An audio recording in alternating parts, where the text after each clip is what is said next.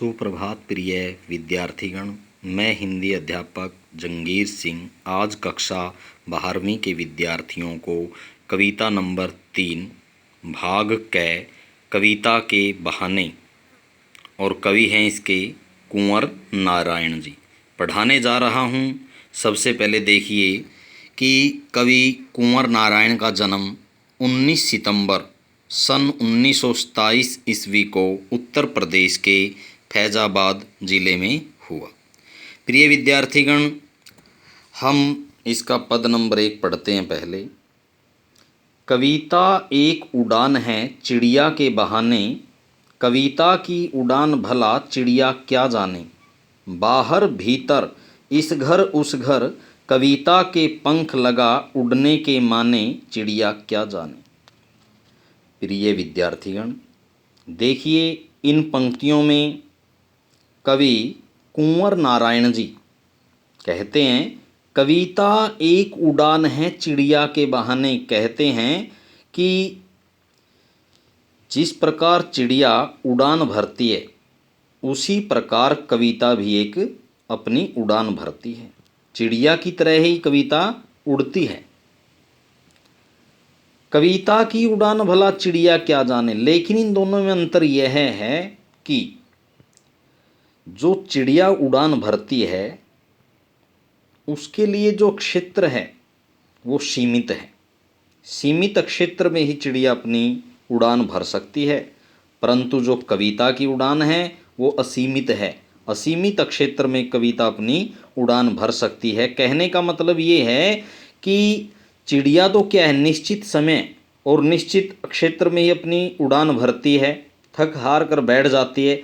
किंतु जो कविता है ना उसकी उड़ान असीमित इसलिए है क्योंकि कविता एक बार लिखी जाती है और फिर वह अनंत काल तक, बाहर भीतर इस घर उस घर का मतलब है कि अनंत काल तक और यहाँ वहाँ, बाहर भीतर की बाह्य और आंतरिक दोनों जगत में वो क्या है, दूर दराज। बाहर भीतर का मतलब है बाहर बाह्य जगत और भीतर आंतरिक जगत, हर जगह वो क्या है, अपनी उड़ान भरती रहती है। या फिर एक बार लिखी जाने के बाद अनंत काल तक वो पढ़ी जाती है।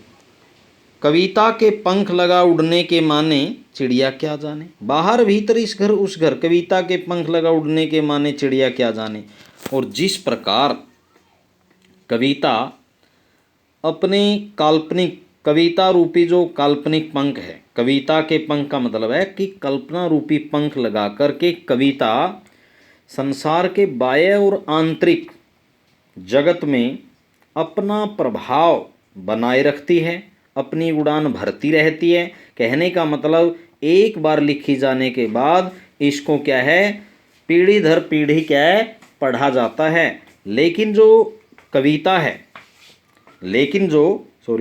जो चिड़िया है ना, अपनी उड़ान सीमित क्षेत्र में ही भर सकती है, निश्चित समय के लिए भर सकती है। इसलिए कविता की उड़ान के बारे में चिड़िया अर्थ नहीं निकाल सकती है। कविता के पंख लगा, अर्थात कविता रूपी पंख लगाकर उड़ने का जो अर्थ निकलता है वो चिड़िया कभी नहीं जान पाती। तो प्रिय विद्यार्थीगण, देखिए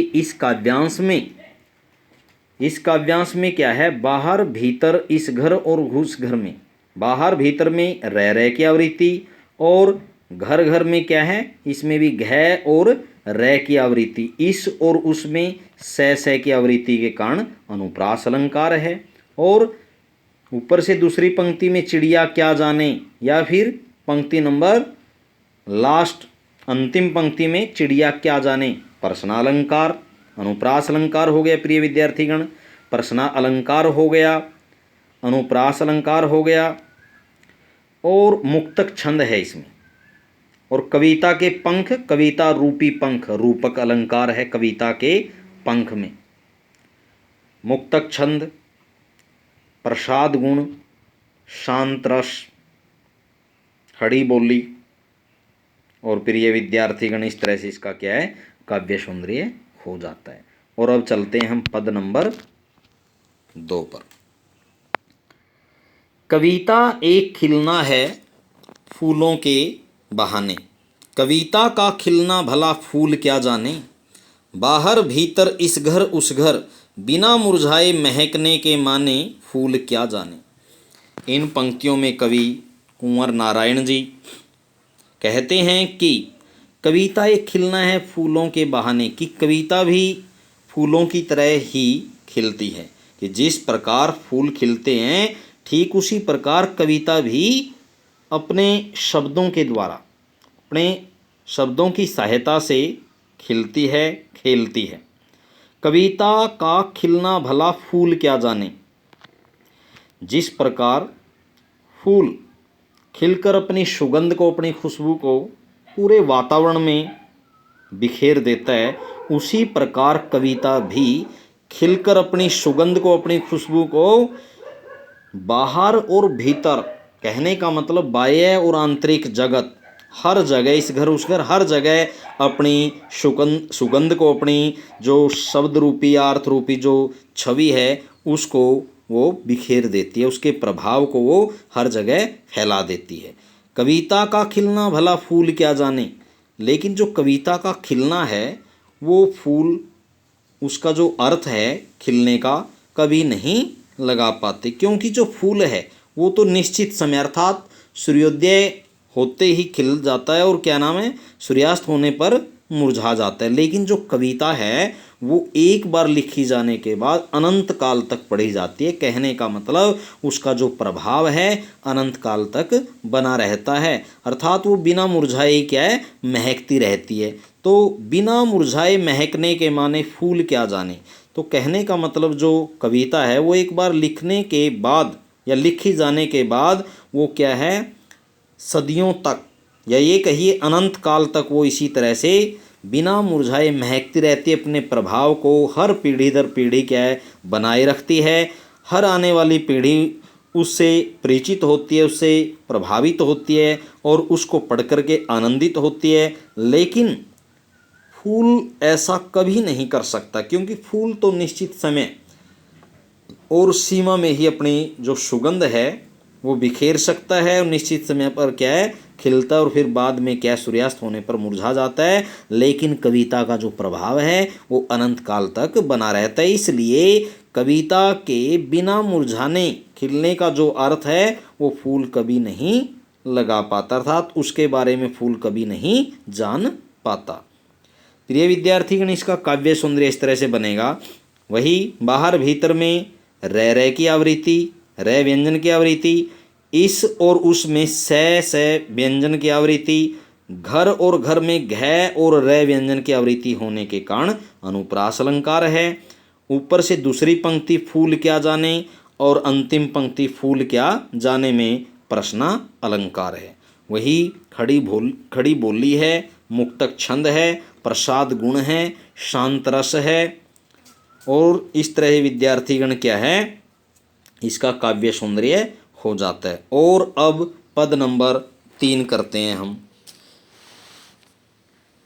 कविता एक खेल है बच्चों के बहाने, बाहर भीतर यह घर वह घर, सब घर एक कर देने के माने बच्चा ही जाने। प्रिय विद्यार्थीगण देखिए, इस काव्यांश में कवि कुंवर नारायण जी कहते हैं कि कविता एक खेल है बच्चों के बहाने, की जिस प्रकार बच्चे क्रीड़ाएं करते हैं, खेल खेलते हैं, उसी प्रकार कविता भी एक क्या है, शब्दों का ही खेल है। बच्चे अपनी क्रीड़ाएं करते हैं तरह तरह के खेलों द्वारा, उसी प्रकार कविता भी अपने शब्दों के साथ खेलती रहती है। बाहर भीतर यह घर वह घर, सब घर एक कर देने के माने बच्चा ही जाने। लेकिन यहाँ पर अंतर यह है कि बाहर भीतर यह घर वह घर, कि बाहर और भीतर हर जगह जो बच्चा है वो अपना खेलने का जो स्थान है वो ढूंढ ही लेता है और अपनी क्रीड़ाओं के द्वारा, अपनी लीलाओं के द्वारा हर व्यक्ति को के मन को वो आनंदित कर देता है, प्रसन्नचित कर देता है। सब घर एक कर देने के माने, और बच्चा क्या है, यह घर वह घर का मतलब है सभी घरों को एक समान मानता है। वो खेल में इतना मगन हो जाता है, व्यस्त हो जाता है कि उसे अपने पराये घर का बोध ही नहीं रहता, अर्थात अपने पराये घर का वो क्या है, अंतर ही नहीं करता। सबको एक समान मानता है। सब घर एक कर देने के माने और बच्चा ही जाने कि सबको, सब घरों को या सभी अपने पराये का भेदभाव भुलाने को क्या है, बच्चा ही जान पाता है। बच्चा ही जाने कि सब घर को एक समान कर देने वाला, समझने वाला बच्चा ही, अर्थात कविता कभी ऐसा नहीं कर सकती। इसलिए सब घरों को एक समान कर देने में बच्चा ही क्या है, समर्थ है, कविता नहीं। तो प्रिय विद्यार्थीगण, इस काव्य का काव्य सौंदर्य भी देख लीजिए। वही बाहर भीतर में रह व्यंजन के आवृत्ति के कारण अनुप्रास अलंकार, यह और वह, है व्यंजन की आवृत्ति के कारण अनुप्रास अलंकार। घर घर में घ और र दोनों व्यंजनों की आवृत्ति के कारण अनुप्रास अलंकार है। और जैसे कि यहाँ पर क्या है, मुक्तक छंद है और प्रसाद गुण, शांत रस, खड़ी बोली। तो प्रिय विद्यार्थीगण, इस तरह से इसका काव्य सौंदर्य हो जाता है। और आशा करता हूँ कि सभी विद्यार्थी इस वीडियो को बार बार देखेंगे और ध्यानपूर्वक सुनेंगे और बाद में अपनी कॉपी प्रिपेयर करेंगे साफ सुंदर राइटिंग में। धन्यवाद।